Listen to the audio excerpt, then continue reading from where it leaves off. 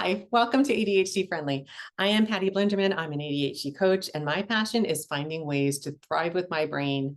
And I love to bring it here and share it with you in the hopes that you can do the same. If you would like more support than this podcast offers, I invite you to check out my website, ADHD-Friendly.com, for information on my membership. ADHD Friendly, it's all designed for us. All right, this week I am celebrating a couple of organizational wins, which were fun. I'm going to update my spending, and I'm going to share a tip called reverse organization. So I'm going to just briefly share my win, but then I'm going to go into the tip that helped me to do it in reverse organization, it was very sparkly.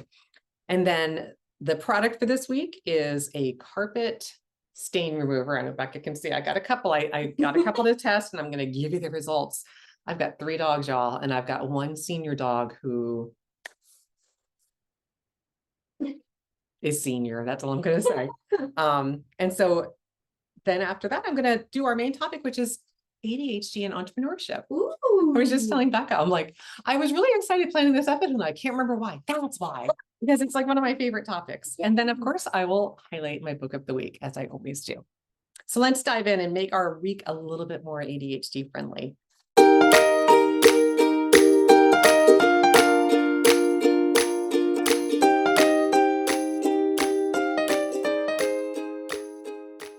And we're going to start that off with a celebration. Yay. So I organized my closet again. I know I did it recently, like in the last few months, but it got disorganized again.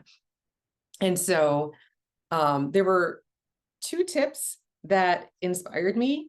And I'm going to talk about one of them in my tip. And then I'm going to go into the other one I did after I've had time to try it out longer, because I kind of took a tip and ADHDized it, if you will, and I made it my own. Yeah. And I think it's so sparkly and I love it, but I'm not quite sure if it's going to stand up over time, if it's sustainable. So I'm going to wait and celebrate the second one, which is still a win because it's so sparkly, but I'm going to talk about that one in a future episode. But I read this tip about reverse organizing, and I got my shoes organized. So my shoes in my closet, because now I've got all of my winter and snow boots, all of my summer flip-flops and shoes. I had so many shoes all out, and I didn't want to have, typically what I've been doing is putting away like a bin full of shoes. Yeah. And I'm like, I just want everything out. I don't want to have to transition each season. I don't want that many shoes. And reality is I don't wear a lot of a variety of shoes. You got your go-tos. Yeah. I'm like, I work from home. Like, how many pairs of shoes do I really need here? Yeah. So, I let go of 15 pairs of shoes, which is huge. That's a good purge right I know. And I had room. Now, I'm not like a shoe girl, so I don't have, 100 pairs of shoes. Right. I probably have, I probably should have counted them. I probably have maybe I had like 35 pairs, which sounds like an enormous number, but I'm kind of like multiple pairs of sneakers, multiple pairs of snow boots, depending on if I'm going out in wet snow, dry snow, if I'm going out just to shop in the snow. I don't care. Like I care about what the boots look, as opposed to the boots that I'm like, these are like, I am shoveling snow in these. Yeah. So I've got rain boots. I've got, I've got a lot of different, very specific things, but then like I had like multiple of the same kind of things. And then there were things I never wore this year that I'm like, why am I holding on to this? Yeah. So I had room for all of my shoes to fit in my closet. I do have a few that Becca knows are down here in my entryway, of course, that don't live up in my closet because they tend to be my go-to shoes. Yeah. So like my walking shoes are down there. Yeah. But it was so sparkly. I'm going to go into that in a minute in the tip to tell you how I did it. Now to what I purchased this week. So I did a side-by-side comparison of 2 specifically pet stain carpet stain removers. Yeah. So I tried this OxyClean carpet and rug pet stain and odor remover, and I hate the name of this one, but it's what it is. I used Destroyer. The Resolve Urine Destroyer. It's a terrible name. I almost didn't even share it because I was like, it's like embarrassing, but it's the reality. So I had one stain that was like a decent size. Yeah. That I sprayed half of it with this and half of it with this. And I have to say, I followed the directions, because ordinarily I spray and wipe. Like I don't have the patience to wait 10 minutes. Yeah. I gave myself a 10-minute task to go do and let it sit for the full 10 minutes. Guys, I never do this. I don't oh my gosh, the ways that my ADHD shows up, the more I learn, the more I know. I'm like, this is definitely a challenge for me, but I wanted to give it the full, experiment so I could bring back, this is another reason this podcast really does work for me too, because it's that accountability. I'm like, I can't do it and not do it correctly, because then I don't know which one actually works better. Maybe one works faster than the other. So I'm going to give them both the 10 minutes. Went back. And so these were really affordable. They were like between $5 and $7 each. The winner, OxyClean, slightly better. They both worked well, I would say. The OxyClean was almost invisible. I couldn't really see where the stain was. This one left a little bit of, just a little bit. Again, not much, but a little bit. So this one slightly edged out the Resolve. So I'm going to use both because I bought them both, but I wanted to share my experience having 3 dogs in the house, and one of whom is 13 and a half. And we love her to pieces, but she doesn't realize where she is sometimes. Yeah. So, so that's my product, what I purchased this week. That's it. And it's my product of the week. I purchased it to share on the podcast, my experience. This one, $4.98. Now, this is on Amazon. I know a lot of people are not shopping on Amazon right now. Okay. So I'm sure you could find it at, another anywhere, store that sells cleaning supplies, probably even like a Home Depot or a Lowe's or that kind of thing. So yeah. So if you have pets and you have stains, good stuff. If you have something else that works, this is episode 187. Feel free to post it and let us know, because I am always looking for something that easily removes pet stains. Okay. Not to mention, like, they'll just sometimes like get a little tummy upset and blah. And I'm like, like bile, like as often I won't see that necessarily because I like to go and hide and do it. And then it's like, I've got this stain on my carpet that I'm like, when did that get there? And so having something I can put on and distract myself for 10 minutes is going to be key. Okay. Now for the tip. Yes. So this goes back to my organizational win. Ooh. So it's called reverse organization. And I read an article this weekend about, it was so sparkly, and I'm going to share more of the tips from the article. I couldn't find it, and then I found it, but I don't remember who the tip came from. Yeah. It was like an obscure, it's even now I'm like, it doesn't come to mind what it was from, but it gave like organizing, like kind of like what's on the list right now of like the go-to organizational strategies. Yeah. And this one was so sparkly to me that I literally, that became the thing I was doing. It pulled me into it. I couldn't wait to go do it. So basically the approach in a nutshell is you go into your closet in this example, and you look at items and you decide if you love it. If you love it, you take that item and you put it outside of your closet in one specific place. So like I put them on my bed, you might put them on the floor in a pile, like whatever, but you take them out of the closet and you put it in one spot. Only what you love. Yes. It's that, does it spark joy? Are you like, oh my gosh, I love wearing these? Like in the winter, I'm like, oh my gosh, like I can't wait to wear these again. Because you guys know I love winter. Or, if it doesn't. So I found this sparkly, but it felt like it was overwhelming to try to do it in my closet, even though I think it could really probably help, because I've got a lot of clothes I haven't worn in years that I just keep going over and leaving just in case. Just in case. There's just in case things are so difficult. And so you decide, I did it with shoes. Do I love them? Do I love them, but they don't fit, right? So it's like, am I not wearing them because they hurt every time I put my feet in them? Why am I holding on to these? So I just took everything out that I loved, and I put a little bed sheet on the bed, because these are all my shoes. So I put them on my bed on a sheet. And that was step 1. Take everything out of your closet that you love. Get rid of everything else. That's a good way to just get rid of it. When you talk about decision fatigue, I was like, what? You're like, that's all I have to decide is what I love. So instead of going through everything, it was just, and so I did this when I went back to my closet and looked at the shoes that it's kind of like, would I buy it again today? Do I already have something that works for this? What I found worked was I kind of did I would buy these in every color. It's that kind of like, oh my gosh, I would go back, like a lot of the shoes I have, I can't buy them anymore because they're not available anymore. Totally. So it's like, if I have that, oh my gosh, why didn't I get these in every possible combination that they had?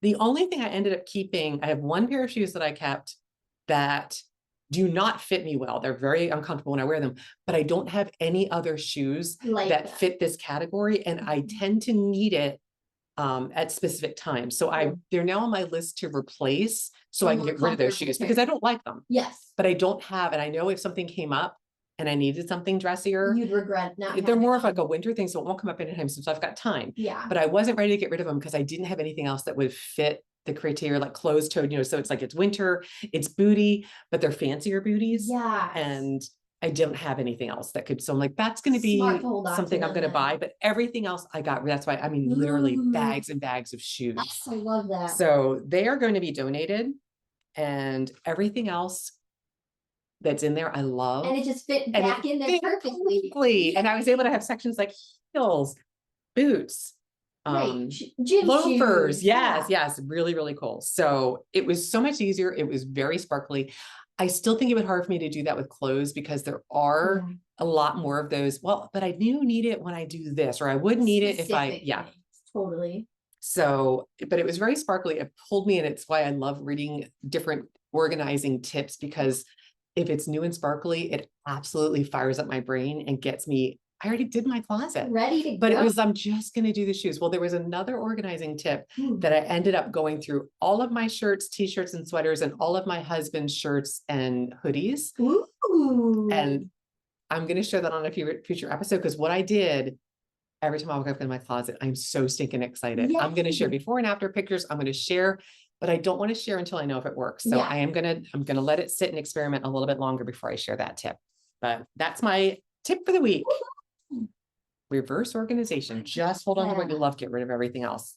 I just thought that was very sparkly. If you try that, please post 187. I would love to hear your experience. All right. Now let's dive into ADHD and entrepreneurship. This is a topic I kept moving it down my list because I always felt like, well, I'm not ready to share. And then I realized, Patty, you don't have to share everything in one episode. So I'm just allowing myself to start and just dive into this topic, because if you have ADHD and you're listening to this and you run your own business, you are not in the minority, my friends. Yes. This is a very common thing. So research shows that people with ADHD are much more likely to start and run their own business than those without ADHD. So interesting. And the numbers vary. I remember when I was in coach training, the percentage they gave us was 75% of people with ADHD, or 75% of people, I'm sorry, with their own business, either are diagnosed with ADHD or would meet the diagnostic criteria for having ADHD, even if they were never diagnosed. 5%. But the research that I looked into for this episode showed roughly around 30% of people that are entrepreneurs, run their own businesses, have ADHD, or the diagnostic criteria for ADHD would be met. So still, that even if you look at the more conservative 30%, that's a big number of entrepreneurs. I tend to my ears always perk up when I meet somebody that runs their business, no matter what the business is, because I know that they are more likely than not to be neurodiverse. Yeah. It's just a really friendly way for us to thrive. So my dad, never diagnosed with ADHD, but oh my gosh, loved my dad. He passed away a few years ago, but he became an entrepreneur in 1981, and he started his own. First, he started like an advertising flyer, like the penny saver kind of thing. Yeah. And then he started his own local newspaper, and then branched it out into 3 different editions for like the towns near us. Yeah. So it was, all of the articles every week. He had all these salespeople and reporters, and I worked for him full time when I was in college. And so, yeah, I mean, there was like, he had 2 different offices and a production building. And it's like, it was like, but he was always thinking of, I remember him talking about this super highway thing before the internet became, and I just remember thinking like, okay, Dad, settle down. Like, it just sounded crazy talk, because this was back like in the, early 90s when I was in college, and I was like, what? My gosh, my dad always had these like crazy ideas.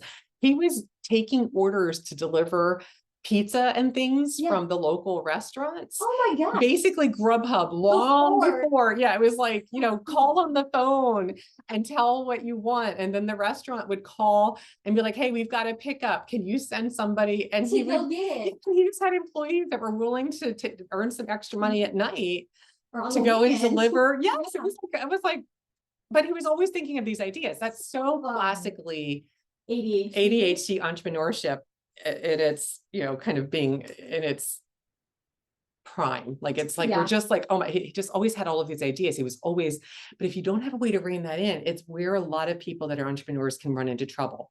Because we always are going to the new sparkly thing, and starting new things takes money, it takes time, it takes effort, resources. So that can oftentimes work against us. So I want to highlight that there are things that work for us and things that works against us. And I'm going to tie it with my own experience in entrepreneurship.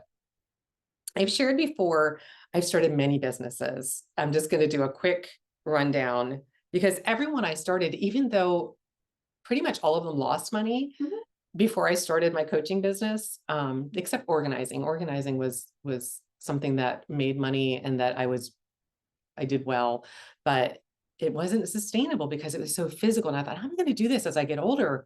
It was so physically demanding. It was exhausting. And so I started out very, very young as a nail tech, because when I was a teacher, I realized I wouldn't be able to do that and raise my kids. So I'm like, well, I'm going to go and get my nail tech. Get certified so I can become a nail tech. Sure. Great plan. I sold Tupperware. I worked for my dad at the newspaper, but I was living in North Carolina. He was in New Jersey. So it was like a very, very early remote job where, he would like email me a file and I'd have to type everything and edit things and send them back. And so I did that. I'd like kind of like consultant, I would take in work. I did it for a couple of people on the side because I was already set up and doing it. Might as well. I sold Mary Kay for a little bit. I'm not really a makeup person, but that was like that first though, with like your whole set and your very sparkly, very, very sparkly. I had an eBay store. I did that for a number of years. I then became a professional organizer and loved it, but it was very physical. And then that led me into coaching. But I learned something from every iteration. There were lots of businesses. I had all of the structure, and I was going to run birthday parties and plan them. I was going to do announcements and invitations and custom announcements like we're expecting, like all of the before it became very online. This is all like physical, like cards, and we're mailing things out. But I had so many ideas and structure and things, and then there'd be like maybe something that got in my way. So once I had kids, I knew going back to a traditional job wasn't going to work for me and my brain. So I was very mindful about leaning into starting my own business. And I had my dad's example as inspiration for me, because that eventually became, he always worked full-time in his other jobs, but this became the thing he did in the evenings and weekends. My dad was definitely a workaholic. But it became this thing that provided this retirement for him that wouldn't have been available if he didn't allow his brain to do all of these really interesting things. And so I realized I needed something flexible. I needed to use my creativity, and I did not want a boss to micromanage me and tell me what I needed to do and when. I'm very much a people pleaser, and I hold accountability really, really strong. So I feel like if you're watching me and tell I'm like really trying, and then you're going to be like, okay, well, I need you to actually do, change this and then come in and do this. And I need you to say it this way. It's like, oh my gosh. You're like, now I don't want to do it. No, exactly. I have no interest anymore. Now all I'm doing is looking, how do I get out of this? How do I stop doing this? So entrepreneurship traits that work for those of us with ADHD, I want to highlight. Flexibility is one of the main ones. We get to follow what we're interested in. We get to file, kind of be drawn to where the energy is. We get to make our own schedules. It's really, really key. We get to focus on work that we're passionate about. Most often, people that are entrepreneurs are opening up a business in something that they're interested in. Whenever any of my kids has expressed an interest in entrepreneurship, if they start with, well, I can make this much money if I do this, I'm like, that's not the way to be an entrepreneur. I don't care how much you get paid. If you don't like it, it's not sustainable. You're not going to follow through with it. We have to start with interest. So that passion-driven work is key. We have control over our environment and our schedule. So we get to literally set up. I've had so many clients over the years trying to work through having to work on an open office environment, not being able to work from home, or they're working from home and they really struggle with setting up the structure that allows them to do the work they're trying to do. And then we resist being micromanaged. So being able to, maybe we'll micromanage ourselves, but that's very different than somebody else micromanaging us. So that works for us because we are able to set up the conditions that we're working in. But there's also some ADHD traits that make this really hard for us. So traits that create obstacles for us are executing that implementation, literally going from planning and thinking about and intending to doing it. I had lots of ideas for businesses that never turned into a business. I'm not even counting them. I tried to start lots of businesses, lots of ideas. Whenever I come across, I'm like, oh my gosh, I forgot I was so into that. I was totally going to start a business around that. Yeah. We have lots of ideas. We love to think about them, plan them, put structure around them, but putting it into place and actually sticking with it is very, very hard for us. So keep that in mind. It doesn't mean you can't do it, but you might need that structure to keep that. Yep. I know I struggle with paperwork. So those details, right? And this comes across in every area of our work, whether you're working for someone else or working for yourself, there will be parts that you do not like. So it's how to minimize the impact of the things that you don't want to do and create systems that allow you to do it with more ease. So, I know understanding taxes, like I remember when I first started, I was like, do I file quarterly taxes? And I was so afraid of breaking the law, like the rules of the law of like, what am I supposed to do and how do I do it? And I didn't know how to do it, or even if I had to do it, it was so overwhelming. I just remember, like, even now when I look back, I'm like, I am shocked that I ever got off the ground starting anything because I am so like sensitive to stress and fear and risk taking that my drive was so strong that I eventually had to start something because I really, really, really knew it was for me. And I just had to figure out a way to start it that didn't trigger the fear and the overwhelm. But, you know, all of those things that I didn't know, I had to figure it out and create structure for. Some other challenges that can get in the way are our fear of failure. So we think about things, we can talk about them, but actually starting means that we're taking a risk, we're putting ourselves out there. And yes, the reality is there's a very real chance it won't work. But if we go into it like the experiment of, well, it may not work, but I won't know what will work if I don't try. And you will learn from the failures. Even though a lot of my businesses were quote unquote failures, my husband still teases me about the nail school because at the time, I think it was like $750, but this was like back in like 1993 or 1994, somewhere in there, where he was in college full time. I was a teacher in North Carolina making like $19,000 a year. Like it was really, really, really tough. And we had a house and I'm like, I'm going to go to nail school and I'm going to do nails on the weekends and in the evenings, and I'll bring in extra money. And then I can be able to do it when I have kids because I can stay home and do people's nails during nap time. Anybody see the holes in that plan? But it sounded like a great idea. So I went through nail school. I did not make, I think I sold one, like I may have done one or two manicures that I got paid for. I bought the setup. I bought all the tools. I mean, I did not make any money doing nails, but I did save a lot of money doing my own nails and my kids' nails. Through the years. So I always joke, like I made more than the money back knowing how to do my own nails. So it's a win-win. The other things that get in the way are those administrative tasks. They are boring and repetitive. Unless you love details like that, which most of us do not. If you do love it, you might struggle with the creative part, right? You might struggle with the big picture thinking and you know, kind of doing something over and over. Like it might be really interesting to create it, but you struggle to continue doing it. I always said that I was going to start a birthday party planning business. And I was like, I just want to plan the parties. I don't want to have to run them. That's a finisher thing. I'm like, I just want to like create the plan and here you go. Take it. You go do it. Or have other people do it for me. Cause I was like, once I've done it, I might want to do it once or twice, but then it's boring. I don't want to do it again. So I couldn't just rinse and repeat and continue. That was way too boring for me. There's no way I could do that. So anything that's administrative or boring is going to be a challenge.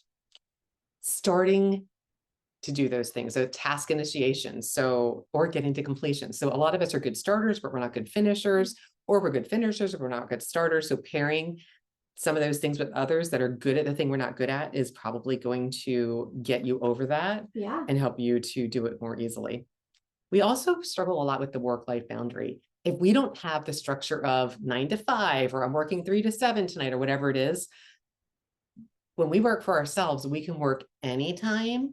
And that creates a lot of difficulty getting started because it's like, oh, I've got the whole day. I'll do all of that on Friday when I have all day to do it. And then because we have the whole day, it's like, how am I going to start it now? What am I going to do? I have so much to do. I really do need to get started. We just keep thinking and thinking and thinking, but we don't start. So we also have a hard time saying no to people when they ask for things. So we say yes, because when people hear that we're working for ourselves, especially if we're doing it from our home, there's this blind spot where it's like, well, they're around. I can ask them to watch my kids, or I can ask them if they'll pet sit, or I can ask them if they can do blank. Yeah, they push back. Because I'm at work. I can't. They're around. They can. They can. And it can be really disruptive. So we'll say yes because it feels like we can't say no. And those boundaries are really going to end up being, in my experience, key to whether or not you are able to succeed or not. So set boundaries where you need to and find ways to hold them that will work for you. It's going to be uncomfortable, but whenever we say yes to something, we're saying no to something else. So if you might say yes and make your neighbor happy or your family member, like, oh, come to lunch. You're just, you have to eat. You got to take a break. Well, if that lunch turns into a 2 or 3 hour outing, and when you come back, it's going to be really hard to get back into your office. Yeah. That's going to be a problem. Time blindness. So I remember I've shared this in my coaching groups. When I started coaching, nobody told me what a full coaching practice was. So I went through a period where I had like between 21, 22, even 23 clients a week. And a lot of them were college students. So I had kind of half students, half adults. And that felt like I pretty much had, 5, sometimes 6 clients a day. But I always thought of, well, therapists like have one. It's a very different type of session. Yeah. And again, with ADHD, I'm trying to hold my focus on, it was very interesting because it was all these different scenarios, but the administrative work, a lot of, they were like working and maybe have people doing their billing and their scheduling. And I constantly had people missing sessions. I have to reschedule. I had no places to reschedule people because I was full every day. And I had no time to do anything outside of one-to-one clients. And I really wanted to do this kind of thing and group work and create, courses. And there was just so many things I wanted to do and there was no time to do it.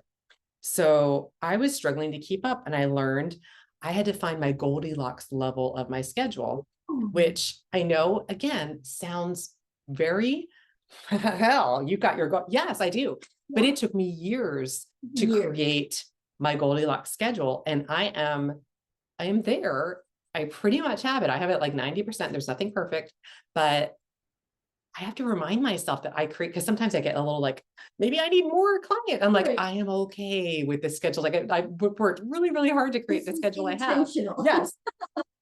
And so knowing what that is for you, so it's sustainable. The important thing is if you burn out and you don't know how to say no, I had people that would like, I can only meet on weekends. Like in the beginning, I would say yes. And then I realized it's not sustainable because I had little kids. I'm like, I can't be working on the weekends. It took so much effort for me to remember something on the weekends that one of the first boundaries I held was I am not coaching at night or on weekends. And if that doesn't work for you, you're not my client. Right. I understand, but there are coaches that is absolutely the time that they have. I'm going to let that be something you guys work out, because if I try to do that, I can't sustain it. No. So know what your own Goldilocks level of time is. And then the other thing is what I mentioned before with my dad, so many ideas, so many sparkly things. And I know when we started working together, I remember I told you, like, you're going to hear me, like, I'll be like, oh, I'm going to do this. I'm so excited. I'm going to make this. I do have a list of things that I really want to do. And sometimes they take me years. Like I finally made the POM course last year, the Personal Owner's Manual course, available in the membership. If it's included, it's on demand, everything's in there, all the tools, ADHD-Friendly.com for more information. But reining ourselves in and making sure, okay, this is really sparkly, but is this the thing I need to do right now to take my business in the direction that I'm intending? Or is it just really sparkly and I want to do it because it's so sparkly? That's really hard for us. So my dad, I told you, started delivering food. He started offering printed wedding announcements. People come in, and if they wanted to do wedding, it suddenly like got in the way of everything else that we were doing, because we had to sit down with these big wedding invitation books to have them flip through. And then we had to get all the details on these forms. It was literally at least an hour minimum. A whole other department. And I already had my entire day. And because it wasn't like, this really structured thing. It was just, oh, I wanted to come in and check out your, because he would put it in the newspaper. Come check out invitations, get them from us. And he offered copies. So we had every color copy paper and machines that would copy really fast. Yeah. And it was great, except every time I heard the door open, I was like, hope that's not a wedding. because I'm the type, or yeah, it's like, oh my gosh, if they need copies, and it was all, they're paying me and I got to make change. And oh my gosh, it was just, it was very sparkly. If he wanted to be the one-stop shop. Taxes, people used to pay for faxes. I'm totally dating me. But anyway, all those ideas can be very sparkly. We have to start and learn what works for us. So I shared it took me about 7 different business attempts before I found coaching. And this is the one that has stuck. I have coached longer than I've held any job in my life besides being a parent. And I do consider that not a job. It was a joy, but it was a job in the sense that I had to clock in and show up every day without fail to raise my kids. But outside of that, coaching is the longest thing that I have done. And I stumbled into coaching.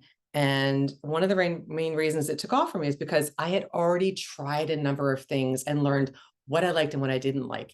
And everything with coaching, I was like, okay, I'm a former special education teacher. So there's parts of ADHD coaching specifically that have an educational component, because a lot of clients don't know, even if they know about ADHD, they don't know about their own ADHD and how it's specifically showing up for them. So understanding how to help them understand what that might look like for them is a component, which is very sparkly. We have to learn how to tolerate the administrative stuff. So like for me, again, I'm just going to share a bullet point really quick, my own experiences. I outsourced the taxes and the bookkeeping as soon as I possibly could. It didn't happen right away, but it happened as soon as I could financially swing it, because I hated it so much and I wasn't doing a good job with it. I then blocked Mondays for administrative work. I still don't see clients on Mondays. My clients by and large forget on Mondays. It just wasn't a great day for my clients. Yeah. So Tuesdays are much easier, much better success rate with them showing up. So I quickly dropped Mondays and made that my day to come in and reset and get all the administrative tasks done. It's when I do my podcast planning. It's when I get a lot of those tasks done. I created a plan for structure. So when I started coaching initially, I worked out of the house and I would have these signs up on my door. I still put signs up, I can see them, that let people know, do not enter this room. I am busy. I am working. So I used to have like a paper plate on my door. When I first started coaching, it was only over the phone. I would just work on like a little space in my bedroom. And I would have this paper plate that flipped to coaching, do not enter. And then I would turn it around when I was done. And I was very intentional about it. So it was never something that they'd be like, oh, that's always says coaching. She's, I don't know if she actually is or isn't. I was very mindful of turning it back over. And then sometimes I put a sticky note on it that would be like, I'll be done at 12 or whatever it is, so that they knew how long they had to wait before I could come talk to them. So they wouldn't interrupt. And they could stick things on it to, or they'd sometimes put a note under the door to let me know, like, I'm going out to play. I'm at so-and-so's house. Fine. All worked great. Because I also told them, like, I'm not going to look at your texts because I'm coaching. I can't have my phone distracting me. So structure. As soon as I could, I rented an office space. And the office space was very affordable. It was very intentional. I picked a spot that was, I used to drive my son to school every morning. And the school was about 15 minutes from the house and the office was about 3 minutes from the school. So it was much easier and I had to drive right past it. So I would drive my son to school and I would go to my office because it was another 12 minutes to keep driving home, to turn around another 12 minutes to come back. It made perfect sense to pack my lunch, go to my office, and I would stay there until it was time to pick him up. So I dropped him off at like 7:30 in the morning and I had to pick him up around 4. It was perfect. So I had the structure I needed and I packed a lunch. So I would go nowhere. I went in my office and I stayed in the office and there was nothing tempting nearby. It was kind of a difficult parking lot to get out of. So I was not very motivated to go and try to get lunch out because it was a little tedious. So it was very, I built in that resistance without even really intentionally knowing that part, where I realized like there were days that I could order. I found I could order like Panera would deliver. And so I would, like, on a rainy Friday, I'd make it my goal, like, okay, you follow your plan and Friday you could order. And I don't remember what it was, if Grubhub was a thing at the time or not. Maybe it just started coming, like, it was definitely a service. it may have even been Panera delivering it themselves. I want to say, actually, now that I can picture it, I want to say he had a Panera sign on the top of his car. So I think it was when people like Pizza Hut and things. I think certain companies would deliver on their own now. I think it's all gone to Grubhub and all of that. Yeah. But it was so sparkly to have it come to my office. I'd get like the bread bowl with warm, hot soup in it and an iced tea. It was like, okay. But I would not leave my office, and that structure, it wasn't me trying to hold the structure of, oh, maybe I'll start a load of laundry. Maybe I can empty that dishwasher really quick. Then I'll come back. I'll feel like doing this then. I don't do well if I go out into my house. And when I moved here, because I wasn't going to have an office outside, I made it really clear I needed a separate space that was only for my office. And I have a microwave. I used to have a coffee pot in here, but I just now have my little cup that keeps it warm, and you got my little warmer that keeps it warmer. So what structure do you need to help support your focus? Keep that in mind. I have a little noise machine. When I turn that on, people know I am coaching. It is on whenever I'm live, because I'm in my office all day. Yeah. And I'm not always unaccessible. But if the door's shut and the noise machine's on, they know. Do not interrupt me. Busy. And then system. So I very intentionally created my business owner's manual. I call it my BOM. So personal owner's manuals for my life, business owner's manuals for my business.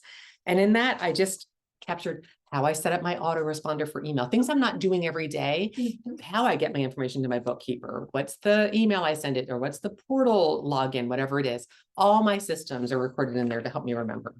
Okay. I know this was a long topic. I knew it was going to be. So really quickly now, I'm just going to tie it up. Thriving as an entrepreneur with ADHD, we need to externalize structure, external planners, external calendars, make timers your friend, make everything visible, that ISIM, insight in mind. Outsource whatever you don't want to do when you can, as soon as you can. So automate, outsource anything that drains you. Plug into accountability where you need it. So this could be joining a business mastermind group, connecting with other entrepreneurs, go to co-working spaces. So many, if you live in a decently populated area, look up co-working spaces where you can go and just pay as you use it. You can do a membership. Really nice to have an environment that goes, and when you're there, it just creates that atmosphere that you can work in. Maybe join a coaching group. There's a lot of options out there to get accountability. And then your schedule, create time blocks to get things done. I learned the hard way by not having time built in to do, administrative tasks like, keeping up with billing, following up if, a payment didn't go through, a credit card got declined. I've got it. Like if you're starting your own business, you most likely are a solopreneur, and that means you're wearing all the hats. Yeah. So create time blocks to get those things done, bundle things together. Like I'm going to make phone calls during this time block. I'm going to do emails during this time block, whatever it is, and build in breaks so you don't get burned out. Yeah. So remember, the reason entrepreneurship works so well for people with ADHD, and I am included in this, is because we can design it around our executive function strengths and weaknesses. So we want to lean into our strengths and scaffold around the weaker areas. So keep that in mind, and you will be setting yourself up to thrive as an entrepreneur with ADHD. All right. Let's go to our book of the week, and then we are going to wrap it up here. The book of the week this week is a new one from Wally Lamb. It is The River is Waiting. Now, this comes out on June 10th. So it's a new book. This will be a new one. I got an advanced copy from NetGalley. Thanks, NetGalley. I'm loving the opportunity to read things before they come out, so I have a chance to share what I think of it. This was a great story, well-written, captivating, pulled me right in and kept me wanting to learn what happened. But I will share, it is a heavy story. It is difficult to read. It is sad. Ooh. Not difficult because it's not interesting. It's difficult because of what happens in the story. What they go through, huh? But you won't want to stop reading it, but you're not going to leave in a happy place. Oh. So I don't want to give anything away, so I'm just going to give you a really quick bullet point. It highlights the challenges of fatherhood for a young father who loses his job and he's hiding his growing addiction to alcohol.